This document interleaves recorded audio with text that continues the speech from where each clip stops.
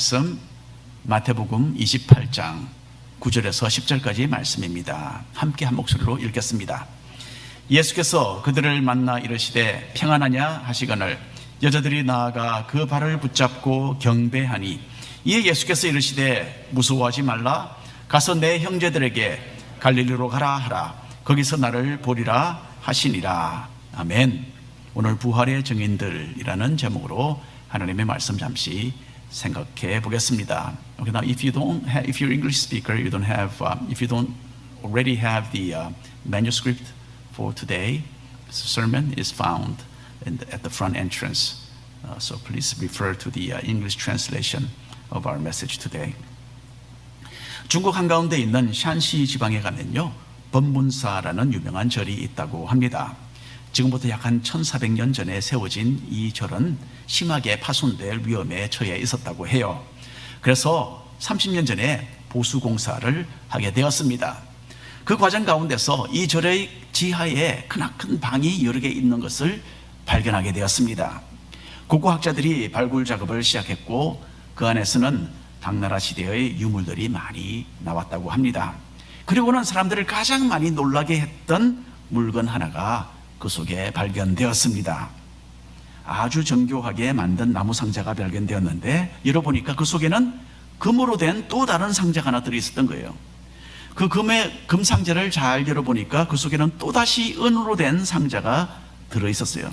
그렇게 해서 모두 금과 은과 옥으로 만든 8개의 보물 상자가 겹겹이 그 속에 들어있는 것을 발견했는데 이것을 다 열어보니까 마지막에는 사람 손가락 뼈 하나가 비단에 쌓여서 있는 것이 발견되었다고 합니다. 그 손가락은 수천 년 전에 살았던 사람의 것이었어요. 학자들은 그 주변에 함께 발견된 다른 자료들을 자세히 검토했습니다. 그리고 그 손가락은 2500년 전에 살았던 부처의 손가락 뼈라는 연구 결과를 발표하게 됩니다. 고대 기록에 의하면 부처가 죽은 지 200년 후에 이 손가락 뼈는 인도에서 중국으로 들어왔고 결국 법문사 이 중국 이 절로 옮겨졌다고 합니다. 이 손가락 뼈가 발견된 이후로 이 절은 수많은 불교 신자들이 찾는 순례지가 되었습니다. 이 절에서 발견된 부처의 그 손가락 뼈는 1994년에는 태국에 전시되었고 2002년에는 대만에 선보여졌다고 합니다. 2004년에는 홍콩에 전시되었고요. 그 후에 2005년에는 한국에 40일 동안 옮겨져서 한국 분들에게도 보여지기도 했습니다. 이 손가락 뼈는 가는 곳마다 경찰을 비롯해서 특별 보안 요원 수백 명이 동원되었고 이 손가락 뼈를 그렇게 보호를 했습니다. 수천만 명에 달하는 사람들이 이 손가락 앞에 절을 하고 향을 태우고 꽃을 가져와서 그 주변을 장식했습니다. 그리고 사람들은 마치 부처가 자신들 앞에 앉아 있는 것과 같은 크나큰 감명을 받았다고 합니다. 여러분, 만일에 이스라엘의 어느 곳에서 2000년 전 사셨던 예수님의 뼈가 발견된다면 어떻게 되겠습니까?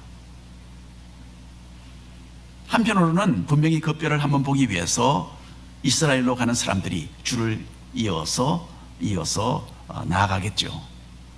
하지만 우리 신앙인들의 입장에서는 만일에 예수님의 뼈가 실제로 발견된다면 우리 기독교 신앙은 송두리째 무너져 버릴 것입니다.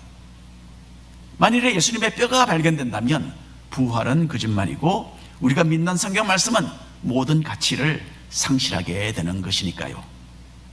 우리의 신앙은 예수님의 부활의 사건 위에 세워져 있습니다.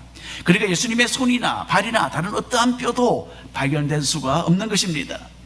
예수님은 죽으셨다가 다시 살아나셨고 그 후로는 곧바로 하늘로 승천하셨죠. 그렇기 때문에 어떠한 뼈도 이 땅 위에 남아있지 않는 것입니다. 세상의 모든 종교들을 시작했던 창시자들은 모두 죽어서 무덤에 묻혀 썩어서 흙이 되었습니다. 하지만 오로지 예수님 한 분만이 부활해서 다시 살아나셨어요. 이 부활 사건은 많은 목격자들을 남겼던 참으로 명백한 사실이었습니다. 이 땅에서 사역하실 때 예수님께서는 평소에 자신이 죽었다가 3일 만에 다시 살아날 것이라고 여러 차례 제자들에게 말씀하셨어요. 오늘 말씀은 예수님께서 돌아가신 후 예수님의 무덤을 찾았던 몇몇 사람들이 예수님의 부활을 처음으로 목격하는 내용이 담겨져 있습니다. 이 사람들은 예수님에 대해서 평생토록 잊지 못할 이 엄청난 일을 경험하며 목격했습니다. 주님께서는 미리 예고하셨던 대로 다시 살아나셨던 것입니다. 자, 1번 함께 읽겠습니다. 먼저 부활을 목격한 여인들. 제자들이 부활하신 예수님을 만난 이야기는 신약성경 마태복음, 마가복음, 누가복음, 요한복음에 모두 기록되어 있습니다. 그리고 가장 먼저 예수님이 부활하신 것을 발견했던 사람들은 예수님을 따랐던 여인들이었어요. 1절 말씀 함께 읽겠습니다.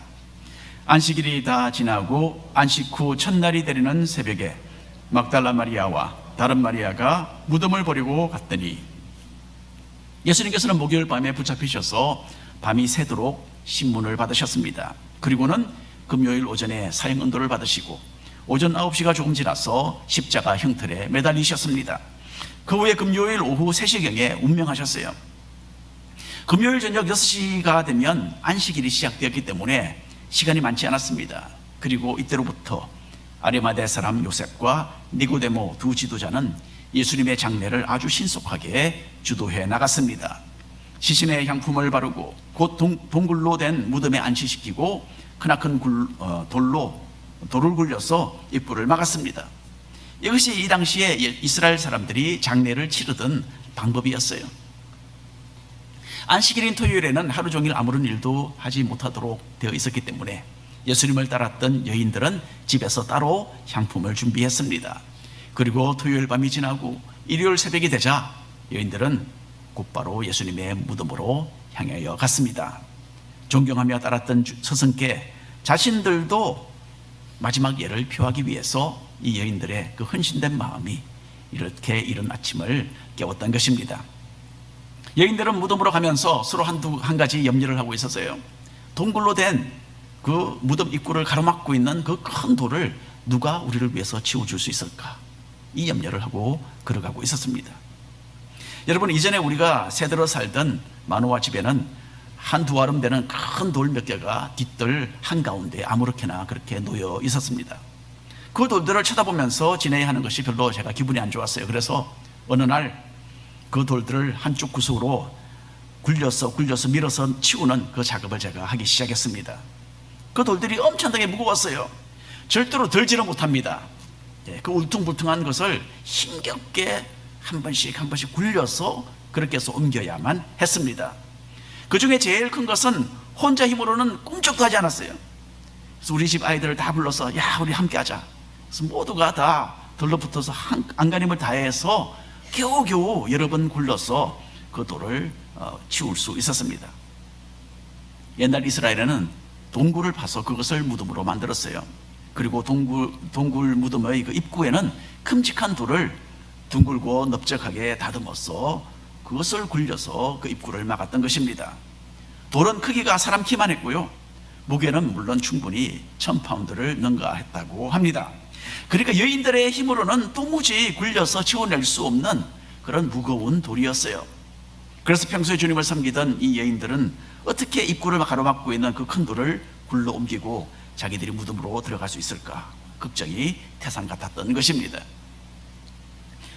자, 그러면 도대체 이때 남자 제자들은 그러면 무엇을 하고 있었느냐, 이런 질문을 우리가 하게 되는 거죠. 좀 마음이 답답해 하시는 분들이 계실 것 같습니다. 내가 그때 있었으면 내가 좀 도와줬을 텐데. 남자 제자들은 자기들도 예수님처럼 붙잡혀 죽을 것을 두려워하고 있었어요.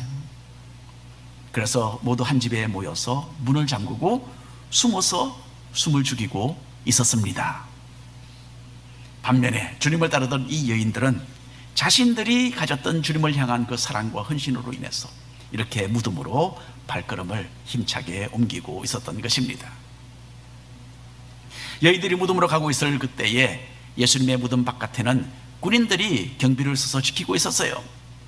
예수님을 죽음으로 몰았던 유대교 지도자들은 혹시나 누가 시체를 훔쳐가서 예수님이 살아나셨다라고 유언비어를 터뜨릴까 염려를 했던 것입니다. 그래서 예수님께서 장사된 다음에 빌라도 총독에게 가서 군사를 세워서 무덤을 지켜달라, 그렇게 도움을 요청했던 것입니다. 참 아이러니하죠. 제자들은 내가 부활할 것이다 라고 하셨던 예수님의 말씀을 귀담아 듣지 않았습니다. 하지만 예수님을 잡아 죽였던 사람들은 3일 만에 부활할 것이라는 예수님의 말씀을 잘 기억했어요. 물론 그 말씀을 믿지는 않았습니다. 하지만 예수님의 시체가 도둑맞지 않도록 3일이 지날 때까지 신중을 기해서 무덤을 삼엄하게 경비했던 것입니다. 자, 그런데 여인들의 염려, 또 유대인들의 염려도 완전히 빗나가게 하는 엄청난 일이 그날 새벽에 벌어졌어요.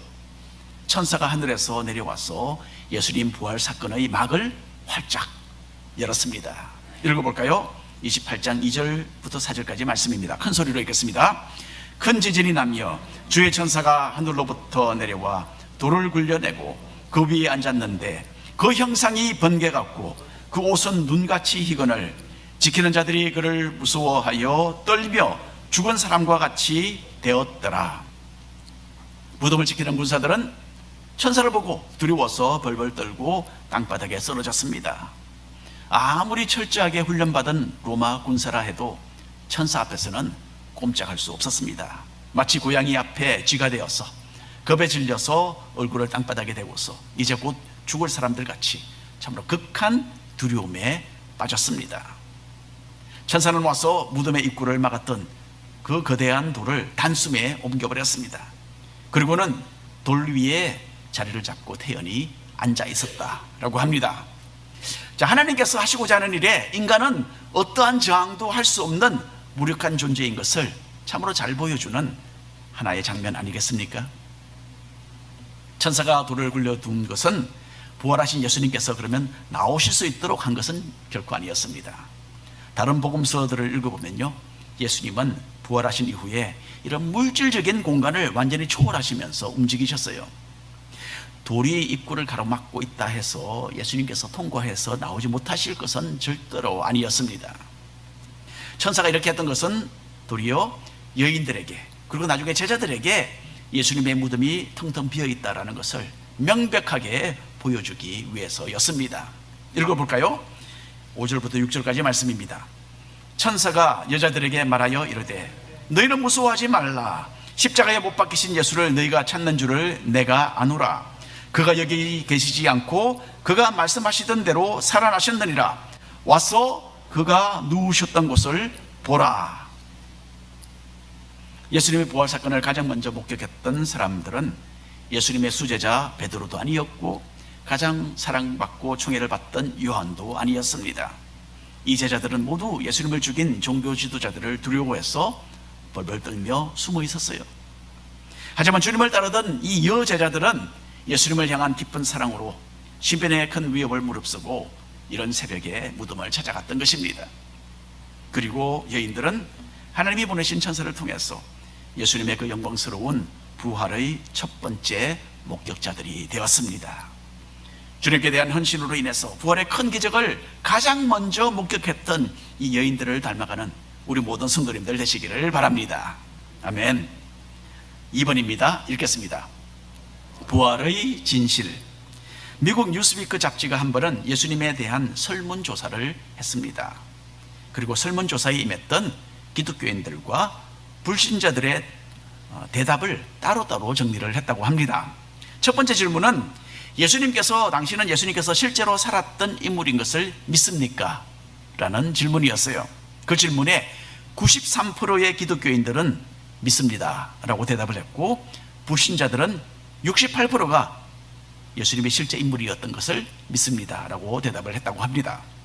자, 93%의 기독교인들이 믿는다고 했는데, 자, 그러면 스스로를 기독교인이라고 생각하는 사람들 중에 7%는 예수님께서 실제 인물이 아니라고 생각한다는 거죠. 그렇죠? 이게 말이 됩니까? 큰 충격입니다. 그 사람들은 도대체 왜 교회를 나가는지 모르겠어요. 이 사람들은 우리가 도무지 정상적인 신앙인이라고 봐줄 수가 없습니다. 그냥 문화적으로 때에 따라서 한번 교회를 가보는 그런 사람들이 아니겠습니까? 물론 우리 교회는 그런 사람이 하나도 없을 것으로 저는 믿습니다. 자, 또 이 질문은 불신자 중에서도 10명 중에 거의 7명은 예수님께서 실제로 존재했던 분임을 인정하고 있다는 사실을 보여주고 있습니다. 여러분, 그러니까 생각보다도 이 세상에는 예수님에 대해서 마음이 활짝 열려 있는 사람이 많다라는 것을 우리가 알 수가 있습니다. 뉴스위크 잡지가 물었던 두 번째 질문은 당신은 예수님께서 죽으셨다가 부활하신 것을 믿습니까? 라는 질문이었어요. 여러분, 이 질문 어떻게 대답하시겠습니까? 이 질문에 불신자들의 32%가 부활을 믿습니다 라고 대답을 했어요. 여러분, 대단히 신기한 현상입니다. 이 엄청난 기적의 하나님을 믿기는 하지만은 하나님의 말씀은 따르지 않는 사람들이죠. 그렇죠? 예, 참 잘 이해가 안 갑니다. 자, 그리고 부활에 대한 질문에 기독교인들의 88%가 나는 부활을 믿습니다 라고 대답을 했어요. 그러면 12%는 10명 중에 1명은 부활의 신앙을 가지지도 못한 기독교인이다, 그런 이야기가 되는 거죠. 아마도 이 중에 대부분은 남자들일 것 같아요. 제자 훈련을 하다 보면 남자분들이 성경에 나오는 기적들을 마음으로 수용하기 힘들어하는 그런 경우들을 제가 가끔 봅니다. 쉽게 남의 의견을 받아들이지 않고 과학적으로 생각하는 남자분들의 그 특성 때문인 것 같아요. 물론 그 자체가 나쁜 것은 아니지만 이런 성향이 하나님을 향한 진실된 믿음의 걸림돌이 되면 안 되는 것입니다. 우리 교회 남자분들은 부활에 대해서 아주 확고부동한 믿음을 꼭 붙잡으시기를 바랍니다. 아멘. 아이고, 남자분들의 목소리가 약해요. 네. 남자분들 부활 신앙에 대한 확실한 그 믿음을 가지시기 바랍니다. 아멘. 자, 마태복음 28장 8절 9절 말씀 함께 읽겠습니다. 그 여자들이 무서움과 큰 기쁨으로 빨리 무덤을 떠나 제자들에게 알리려고 다름질할새 예수께서 그들을 만나 이르시되 평안하냐 하시거늘 제자들이 나아가 그 발을 붙잡고 경배했다라고 합니다. 천사를 만난 그 충격과 주님의 부활 소식의 그 기쁨이 교차되는 가운데서 여인들은 이 소식을 제자들에게 알려주려고 급한 발걸음을 옮기고 있었습니다. 바로 그때에 예수님께서 직접 그들 앞에 나타나서 자신의 살아나신 모습을 보여주셨습니다. 그러니까 여인들은 그냥 어떤 헛것을 본 것은 아니었어요. 이 여자들은 부활하신 예수님의 발을 꽉 붙잡고 절을 했어요. 여러분, 성경은 예수님께서 다시 살아나신 것을 이토록 분명하게 증거해 주고 있습니다.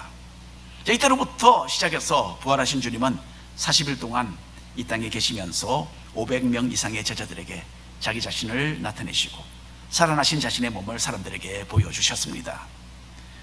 그런데 주님의 제자 도마는 예수님이 부활하신 것을 받아들이지 않았습니다.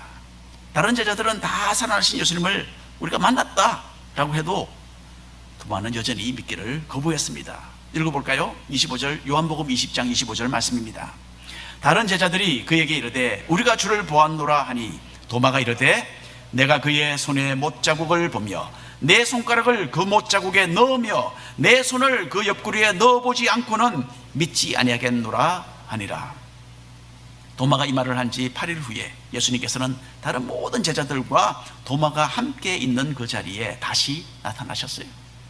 그리고는 내 손으로 나의 상처를 만져보고 믿으라 라고 초청하셨어요. 그때 도마는 그렇게 할 필요가 없었겠죠. 분명히 죽으셨던 예수님이 자기 바로 눈앞에 서서 말씀을 하고 계셨기 때문입니다. 읽어볼까요? 28절 29절 말씀입니다. 도마가 대답하여 이르되 나의 주님이시요 나의 하나님이시니이다. 예수께서 이르시되 너는 나를 본 거로 믿느냐? 보지 못하고 믿는 자들은 복되도다 하시니라. 보지는 못했지만은 예수님께서 다시 살아나신 것을 믿는 사람들이 복되다고 하셨는데 바로 그런 복된 사람들이 되시기를 축원합니다. 아멘. 교회 역사에 의하면 이렇게 부활의 주님을 목격했던 제자들은 사도 요한을 제외하고는 모두가 다 주님의 부활을 증거하다가 순교했습니다. 사람들은 나라를 위해서 죽을 수도 있고 또 다른 사람을 구하기 위해서 죽을 수도 있죠. 또는 어떤 사상이나 신념 또는 자신의 종교에 대한 충성을 다하기 위해서 목숨을 내놓을 수도 있습니다. 하지만 예수님의 제자들은 어떤 종교를 전하기 위해서보다는 먼저 자신들이 눈으로 똑똑히 목격한 그 사실을 다른 사람들에게 알리기 위해서 생명을 바쳤습니다. 한두 사람도 아니고 그 많은 제자들이 이렇게 목숨을 걸고 주님의 죽음과 부활을 목격했노라고 전했던 것은 부활의 진실에 대한 참으로 우리에게 생생한 증거가 되는 것입니다. 오늘 결론의 말씀을 드립니다. 만일에 예수님께서 부활하지 아니하셨더라면 예수님의 말씀은 다 거짓말이고요, 그런 거짓말쟁이를 믿는 우리는 정말 한심한 사람들이 되는 것입니다. 하지만 주님은 분명히 다시 살아나셨습니다. 죽음의 권세를 이기신 예수님을 믿는 사람들은 예수님과 똑같이 우리 또한 육신의 죽음에서 승리하게 될 것입니다. 우리의 육신도 비록 죽게 될 것이지만은 주님께서는 우리의 몸을 다시 살리셔서 하나님과 함께 영원토록 살게 하실 것입니다. 오늘 우리가 연합성가대에 참 힘찬 찬양을 우리가 듣게 되었는데, 핸델이 작곡한 메시아 모두 53개의 곡으로 만들어져 있습니다. 그 전체를 다 들으려면요 2시간 30분이 소요가 됩니다. 그 가운데 44번째 곡, 잘 아시는 할렐루야 합창입니다. 우리에게 가장 많이 알려진 그런 곡이죠. 할렐루야 합창곡 바로 다음에는 45번째 곡으로 예수님의 부활에 대한 아름다운 소프라노 독창곡이 있습니다. 이 독창곡의 가사가 이렇습니다. 나는 안에 내 구주가 살아나셨음을, 이 육신은 썩어지나 내 눈이 주를 보리. 이런 가사입니다. 한 번은 어느 합창단이 메시아곡 공연을 위해서 마지막 연습을 하고 있었습니다. 그리고 이 노래를 연습하는 차례가 되어서 소프라노가 아주 멋지게 이 노래를 불렀어요. 그 공연장에서 연습을 관람하던 몇몇 사람들은 모두가 다 이 소프라노의 그 아름다운 목소리에 감탄을 했습니다. 이 합창단을 지휘하던 사람은 버나드 라이첼이라는 아주 신앙이 깊은 작곡가였어요. 버나드 라이첼은 이 소프라노에게 한 가지 질문을 하게 됩니다. 당신은 정말 예수님께서 살아나신 것을 믿습니까? 소프라노는 나는 그리스도인이고 부활의 주님을 믿습니다 라고 대답을 했어요. 다시 지휘자가 말을 합니다. 그러면 듣는 사람들이 당신이 이 부활의 진실을 정말 알고 있는 사람이구나 라고 느낄 수 있도록 다시 한번 불러보라고 지시를 했습니다. 오케스트라 연주가 다시 시작되었고, 그 소프라노 가수는 이번에는 자신의 온 몸과 온 마음을 다하여 이 노래를 불렀습니다. 위를 우러러보면서 간절하게 노래를 하다 보니까 그 눈에는 눈물이 흘러내렸습니다. 이 연습을 지켜보던 다른 사람들도 함께 눈물을 흘렸어요.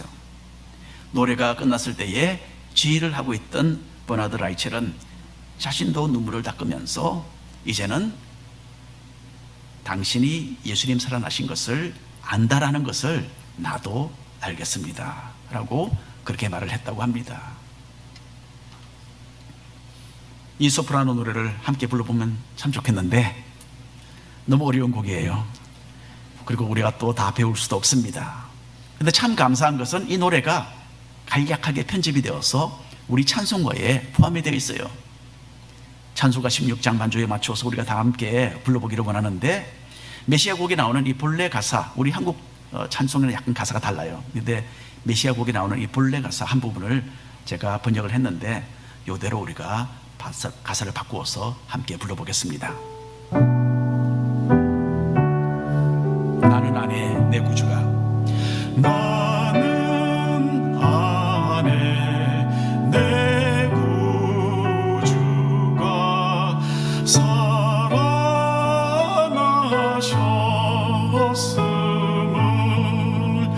이 육신은 썩어지나 내 눈이 주를 보리. 이런 찬양입니다. 여러분, 주님이 살아나신 것을 아십니까? 네.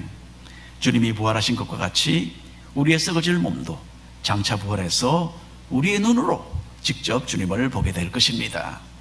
이런 우리의 신앙을 견고하게 붙들어주는 것은 어떤 신비한 경험에 의한 것이 아닙니다. 예수님의 부활이 실제로 일어난 사실이라는 것을 아는 것이 우리에게는 결코 흔들리지 않는 신앙의 기반이 되는 것입니다. 기독교 신앙은 예수님의 부활의 진실을 기초로 해서 세워졌습니다. 이 부활 신앙을 견고한 믿음의 기초로 삼고서 하나님 나라의 백성으로 희망찬 하루하루 살아가시는 우리 모든 성도님들 되시기를 바랍니다. 아멘. 하나님